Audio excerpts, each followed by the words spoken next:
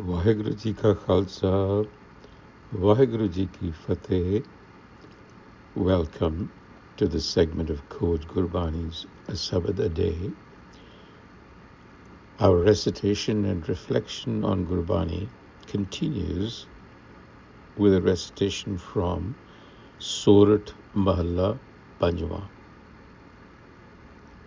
compositions of the fifth Nanak Gur Arjan, this one being the 44th in that combination. Today I'm going to start with the Rahau. I have meant to do this, but force of habit has caused me to start at the top.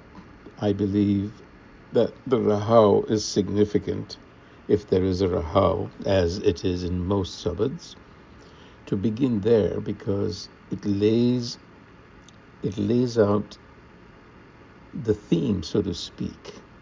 Some have even suggested that, rightly so perhaps, that the Rahau is the title of the Shabad, the title verse, and the rest of the Shabad centers around the Rahau.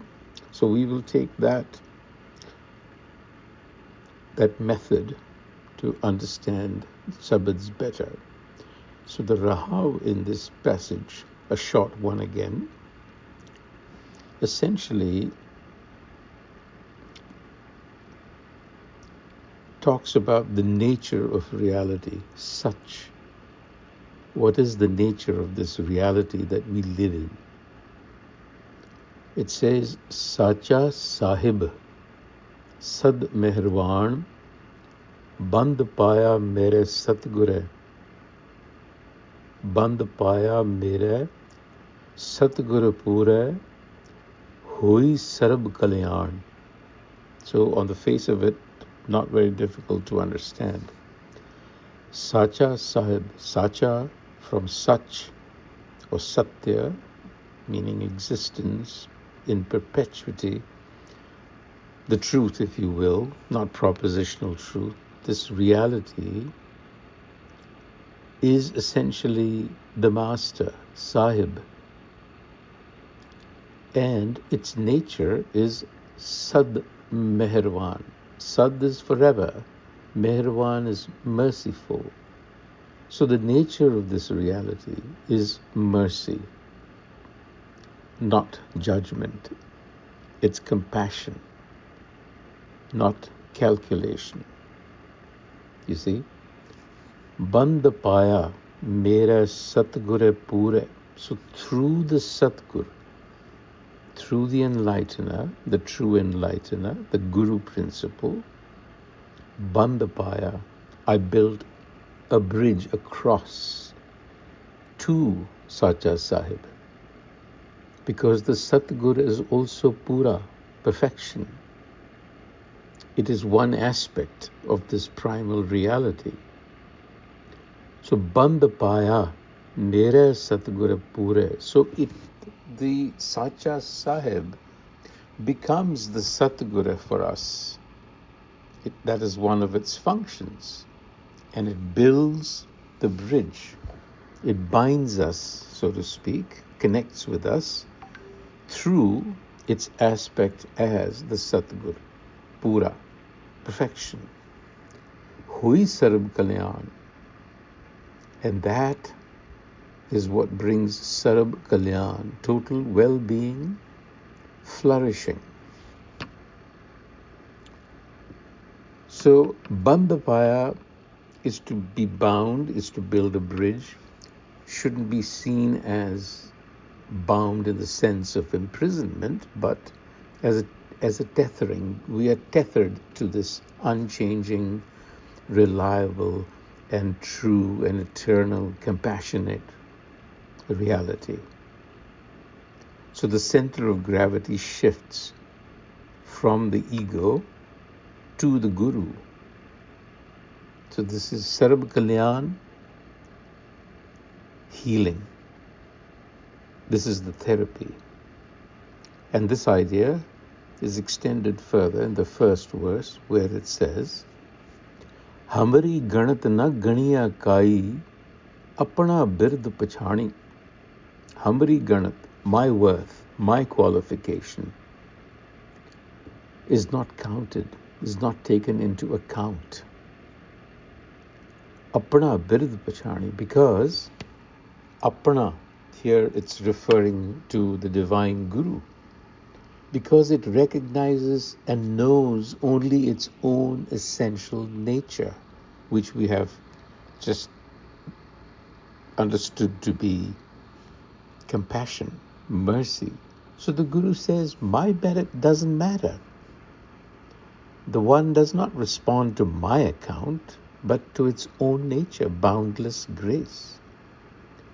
So you see, this line here dismantles this whole idea of being performance-based, which may be true for the world, but in the realm of the spiritual, of the spirit, it is not performance-based.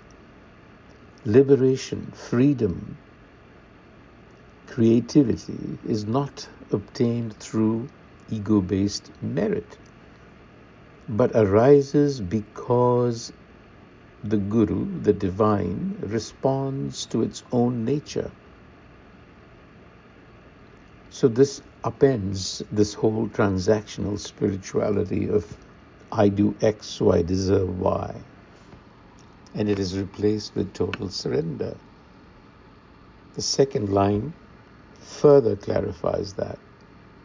Haath de rakhe kar apne sada sada rang mane. Haath de, heart with its own hand. Haath de rakhe kar apne, protects me with its own hand. It supports me. Sada sada rangaman, and forever rangaman, experience its love, the bliss of its presence.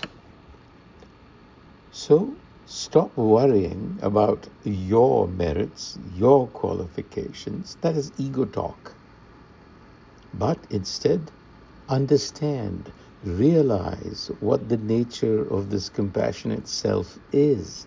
It is actually supporting me forever. Its presence is love. So with its hand, it's guarding me. It holds me close. That is what it means. Like a parent holding on to the hand of a child, shielding the child. So the Guru establishes here for us, Guru Arjan, that there is an intimate relationship.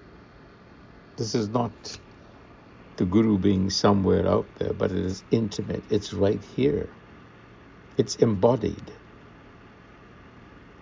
And this is not temporary euphoria. Sada sada rangaman, stability, stable, deep and profound love. In conclusion, the Guru says, Jio pae pind jin sajya ditta pennan khan. Jio pae pind jin sajya, the one that has infused life and formed this body. In other words, given us this body and vivified it. Ditta pennan khan, that has provided for us. The one that has given me breath. The one that has shaped my body, clothed me, fed me. This is grace. Apne das ki aap paij rakhi Nanak Sadgurban. Nanak says, be totally beholden to that Guru, to that self that appears to you as the Guru, who guards your dignity. Apne das ki aap paij rakhi. Devotees, those who are devoted to it, will find that their dignity is preserved, protected, shielded by this Guru. So Nanak says, Sad Qurban, I offer myself as a sacrifice to this Guru. Surrender. Now, surrender doesn't mean erasure, but being carried, held, protected. It is loving reciprocity. The devotee leans into the care, into this grace, and the divine Guru honors that devotion. So therefore, this is not transactional. It's a relational reality. Vaheguru Ji Ka Khalsa, Vaheguru Ji Ki Fateh.